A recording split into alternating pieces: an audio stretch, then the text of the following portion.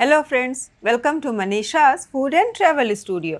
और ये जो मेरी वीडियो है ना, ये मेरी पिछली वीडियो का कंटिन्यूएशन है। और मेरी पिछली वीडियो में आपने देखा कि हमने प्रयागराज यानी कि महाकुंभ मेले में जाने के लिए अपनी यात्रा 18 फ़रवरी के रात को शुरू की और फिर रांची, हजारीबाग ये रूट लेते हुए रात भर चलते हुए फिर बीच बीच में थोड़ा रुकते हुए भी सुबह सासाराम पहुँचे और वहाँ पर हमने सिद्धिपीठ माँ तारा चंडी के दर्शन भी किए और फिर पूरी श्रद्धा और विश्वास के साथ श्री राम जी को अपना रक्षक बनाया, अपना सारथी बनाया और अपना साक्षी भी बनाया। यानी कि एक भगवा झंडा श्री राम लिखा हुआ खरीदा और बढ़ चले आगे। और अब चलिए देखते हैं आगे।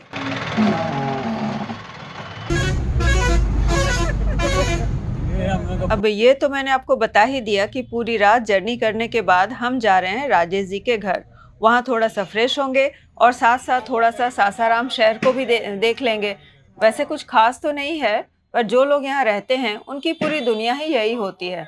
और हाँ, यात्रा के दौरान ही ना नई नई जगहों पर जाने का मौका मिलता है या फिर नई नई बातें हम जानते हैं, नए नए लोगों से भी मिलते हैं। तो चलिए चलते हैं राजेश जी के घर। बेचने वाला लोग लगा देगा। सुबह में आपको दिखाते कितना हम देखिए ये वाला देखिए फल के यहाँ करना है क्या? नहीं। और अभी हम लोग आ गए हैं, हमारे जो मनीष जी के जो कलीग हैं राजेश जी, उनके घर में आ गए हैं। उन्होंने कहा था कि हमारे घर चलिए, रेस्ट करिए और वहाँ पे नाश्ता कीजिए और तब आगे बढ़िए। और यहाँ हमें एक हिंट भी मिल गई है कि हमें जाम मिलने वाला है। खैर वो तो दूसरा ही टॉपिक है।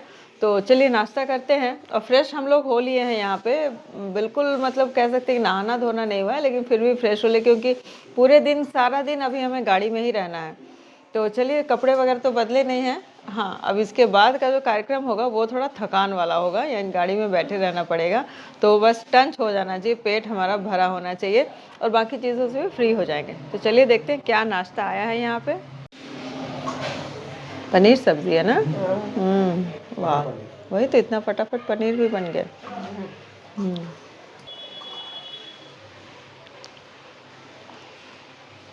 उसको बुलाना है एक्चुअली, फोन नंबर नहीं बुलाना है। ठीक है, तो बुलाने के लिए तो बोले कि ब्रश हम यहीं पर कर ले रहे हैं। ठीक है, तब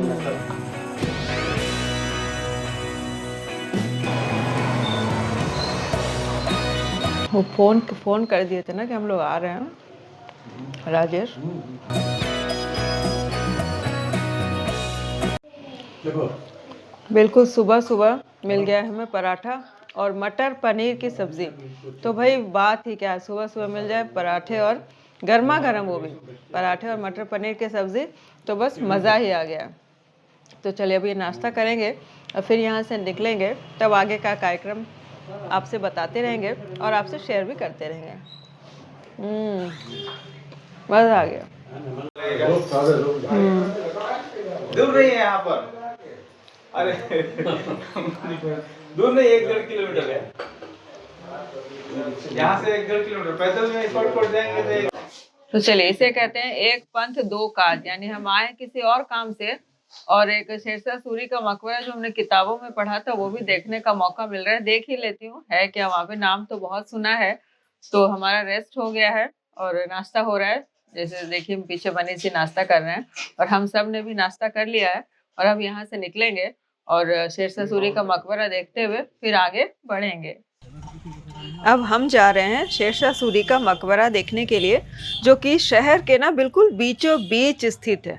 और हम गाड़ी पार्क करके निकल पड़े हैं घूमने के लिए। तब पता चला कि यहाँ पे टिकट भी लगता है। जी हाँ, बिल्कुल सही भी है, क्योंकि किसी भी ऐतिहासिक धरोहर को संभालने, उसकी सुरक्षा और देखभाल करने के लिए ना कुछ फंड की भी ज़रूरत तो होती है, जो कि टिकट से ले लिया जाता है। और यह जो ऐतिहासिक मकबरा है, ये अब ASI अर्थात आर्कियोलॉजिकल सर्वे ऑफ इंडिया के संरक्षण में है। बड़ा है। उस साइड में ना एक तो मंदिर है। अच्छा, अभी बंद करवा दिया। तो अब इसमें क्या होता है, खाली देखने का है? हाँ, अभी देखने के लिए साफ सुथरा रहता है। हाँ हाँ, है तो बढ़िया, साफ सुथरा भी है। हाँ हाँ। ये जो शेरशाह सूरी का मकबरा है, जो कि बिहार के सासाराम में स्थित है और जिसका निर्माण 16 अगस्त 1545 में पूरा हुआ था। और ये जो मकबरा है, ये सम्राट शेरशाह सूरी जिसे कि बिहार के पठान के भी नाम से जानते हैं, उनकी याद में बनाया गया था। और जिसने कि मुगल जो राजा थे, बादशाह थे हुमायूं, उनको हराया था और सूरी साम्राज्य की स्थापना की थी। इंडो इस्लामिक वास्तुकला का ना ये एक बेहतरीन उदाहरण है शेरशाह सूरी का मकबरा, जो कि सासाराम शहर के लोकप्रिय पर्यटन स्थलों में से एक है। बाहर से भी लोग देखने आते हैं और इसको ना बोलचाल की भाषा में यहाँ के लोग दूसरा ताजमहल भी कहते हैं।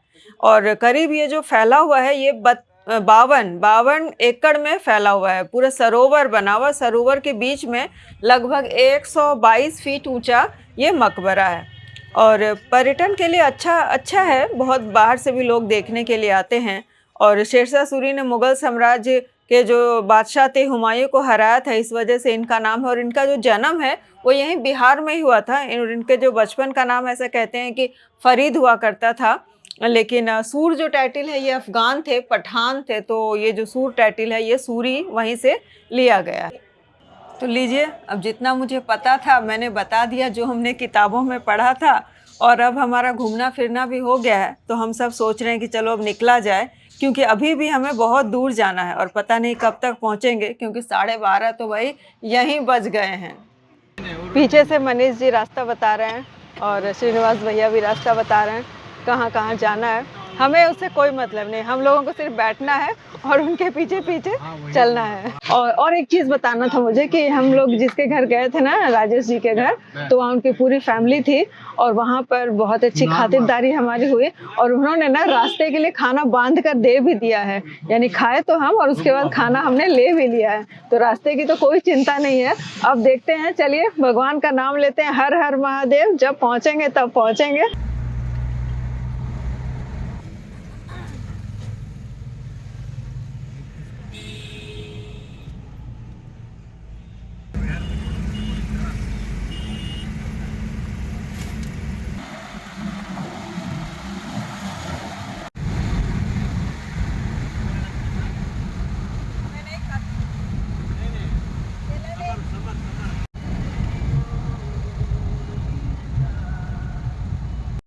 और अभी बज चुके हैं शाम के 5 और हम लोग सासाराम से निकले 11 साढ़े 11 के लगभग, 12 बजे लगभग। उसके बाद शेरशाह सूरी का जो टॉम है वो देखा हमने, पूरा अच्छी तरह से घूम फिर कर देखा। उसकी डिटेल तो खैर बताई थी मैंने। और उसके बाद गाड़ी में चलते रहे।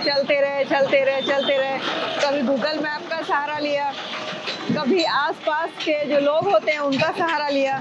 और उसके बाद एक जगह में, ये जगह है अरोरा नाम का जगह है, वहाँ पर हम लोग आ गए हैं और वहाँ पर हम लोगों को पीना है चाय। तो खोज रहे हैं कहाँ पे चाय है, लेकिन मुझे दिख गया ये जो खेत आप देख रहे हैं, ये खेत है गेहूं की बालियाँ है ना, भरी भरी बालियाँ बड़ी अच्छी सी है। क्योंकि हम हैं उत्तर प्रदेश, घुसे हैं ना उत्तर प्रदेश, तो उत्तर प्रदेश में गेहूं धान दोनों की अच्छी खेती होती है। पास ही खेती हमें दिखाई भी दे रही है जो कि गेहूं की है। भरे हुए शीशे, गेहूं के शीशे कहे जाते हैं, भरे भरे शीशे हैं। अच्छा तो लग रहा है, लेकिन बहुत देर हो रही है। यानी कल रात को समझिए कि मैं गाड़ी में बैठी हूँ रात को 10 बजे और अभी 5 बजे तक हम प्रयाग पहुँचे नहीं हैं। पता नहीं कब पहुँचेंगे। खैर कोई बात नहीं, चलिए चाय पीते हैं, एंजॉय करते हैं, उसके बाद बात करेंगे। ये कोई छोटी सी जगह है, यहाँ की सड़कें भी खराब, बस यहीं पर खराब, बाकी सड़कें बहुत अच्छी है भाई, मैं नहीं कुछ बोलूँगी। चलिए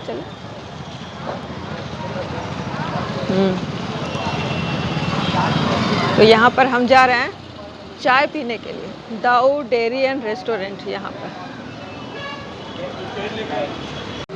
तो मनीष जी ने कहा कि चाय तो पियेंगे, उसके पहले गोलगप्पे खा लेते हैं। तो हम आ गए गोलगप्पे खाने। ये गोलगप्पे का पानी, ये मटर और उसमें डाल कर दिया जा रहा है।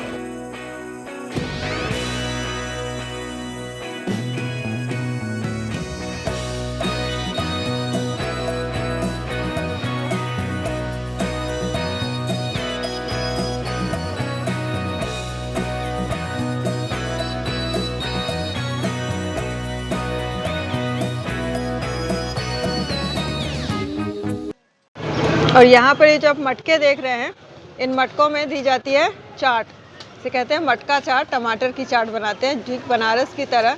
तो ये तो अभी मैं नहीं खाने वाली हूँ, बनारस जाऊँगी तभी खाऊँगी। खैर गोलगप्पे तो अच्छे थे। यहाँ से जो हम सीधा निकलेंगे, ये हम जाएंगे प्रयाग के रास्ते में।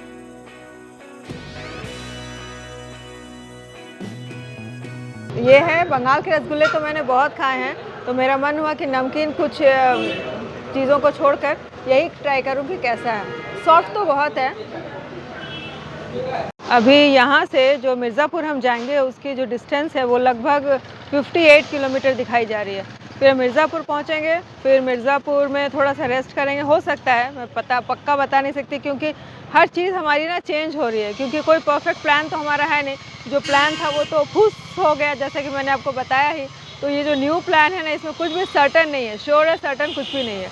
तो खैर कोई बात नहीं। और मिर्ज़ापुर से जो प्रयागराज की दूरी है वो 88 किलोमीटर, तो इसका मतलब हमें रात के 10 से 11 तो जाने में बज ही जाएंगे। अभी बज चुके हैं 5। तो चलिए देखते हैं, एंजॉय करते हैं आगे आगे और क्या होता है। वैसे रसगुल्ला बहुत अच्छा था और खाने का मन हो रहा, लेकिन नहीं, जर्नी में मैं ज़्यादा नहीं खाती नहीं खाऊंगी।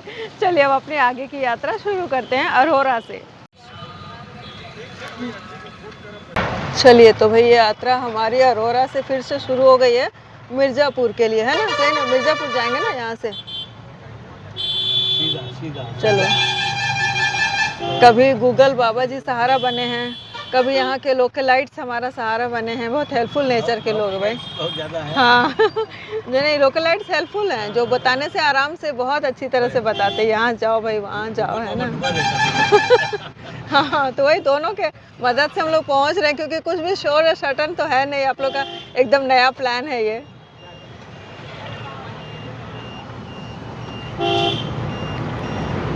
ट्रैफिक अवॉइड करके जाना है।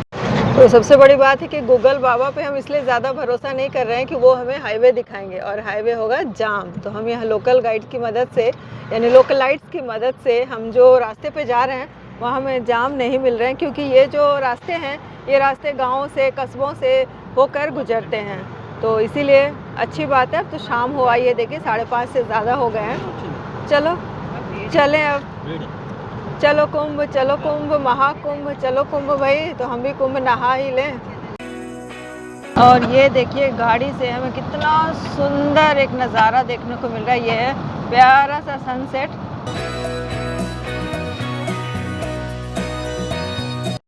चलिए अब यहाँ से मिर्ज़ापुर पहुँचने में तो हमें समय लगने वाला है, फिर वहाँ से प्रयागराज जाएंगे, उसमें भी अच्छा खासा समय लगने वाला है। और सूरज बाबा जो हैं वो डूब चुके हैं, तो अंधेरा भी बैकग्राउंड में हो रहा है। तो मैं एक काम करती हूँ, सफ़र तो जारी रहेगा हमारा, वीडियो मैं यहीं पे ख़त्म कर देती हूँ। और वीडियो अच्छी लगी हो तो लाइक कर लें, चैनल को सब्सक्राइब कर लें।